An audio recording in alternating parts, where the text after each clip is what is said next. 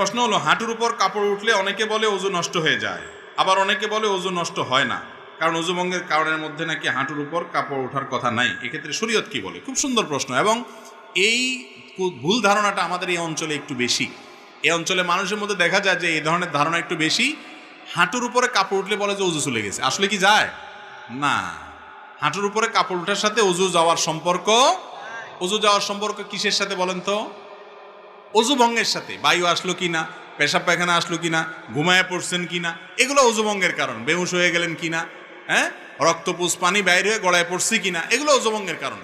ওযু ভঙ্গের কারণ যদি না পাওয়া যায়, তাহলে হাঁটুর উপরে কাপড় ওঠার কারণে কি হবে না, ওযু ভাঙবে।